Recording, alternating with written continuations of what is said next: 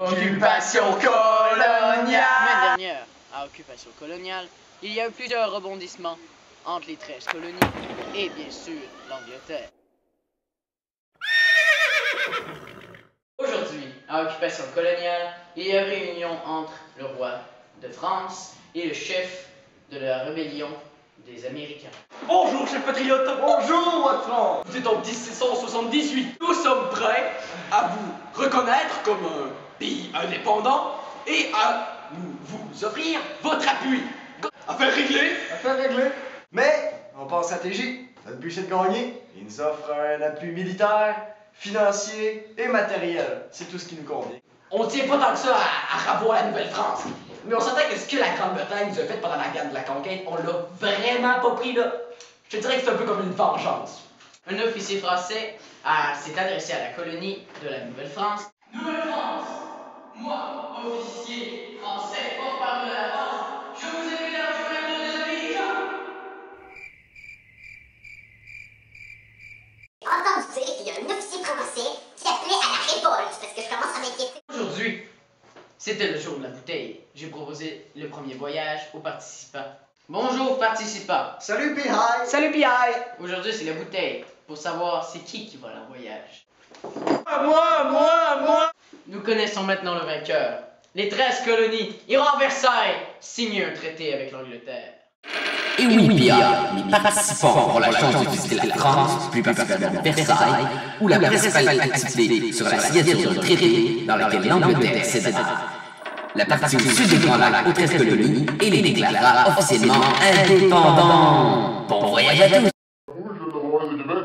Je suis un traiteur de fourrure, puis je suis pas d'accord pendant tout que l'Angleterre qui a donné la vallée du royaume aux États-Unis. Comment je fais, moi, pour aller dealer de la fourrure, là? Ceux qui traitaient dans la vallée de Ohio doivent se diriger vers le nord-ouest. Évidemment, il y a beaucoup plus de risques et ça coûte beaucoup plus en capitaux. On voit donc la création de nouvelles alliances. Il va falloir que je me dirige vers le nord-ouest. Donc, nous, on est les marchands anglais, du Québec et de Montréal. Ensemble, nous avons créé la Compagnie du Nord-Ouest, une compagnie dont maintenant l'activité s'étend de la baie du Son jusqu'à la moitié de la distance vers le Pacifique. En tout cas, nous, on trouve que ça marche bien. On est vraiment satisfaits. On est satisfaits de nos performances. Personnellement, ça me frustre un peu que la Compagnie du Nord-Ouest ait une telle grande réussite, puisque ça nous fait beaucoup de concurrence. Ça nous stresse un peu, mais bon, on gère. Moi, la compagnie du Nord-Ouest, je trouve que ça apporte rien du bénéfice. D'ailleurs, ça réactive l'économie parce que tout le commerce de fourrure, cette compagnie-là, peut venir jusqu'à nous. Ce soir, parlons d'élimination. On voit peu à peu une dégradation du nombre de marchands français qui s'occupent de la traite de fourrure. En 1982, il y avait seulement un quart des marchands qui traitent la fourrure qui étaient canadiens. On se demande pourquoi les Canadiens sont plus d'une compagnie. Manque de capitaux ou simple négligence? Salut la gang! Salut, P.I. Vous savez pas quoi? Non. On a un nouvel arrivé dans l'académie!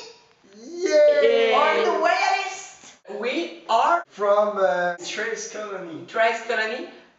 We are for the king during the independence wars. Yes. But our people in our country, le peuple du pays, Persécute nous. Donc, nous allons venir chez vous. nous avons été 100 000 à quitter Le pays. But we en est 36 000.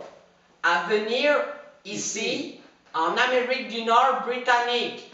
On a quelques demandes parce qu'on voudrait que ça ressemble à notre ancien pays.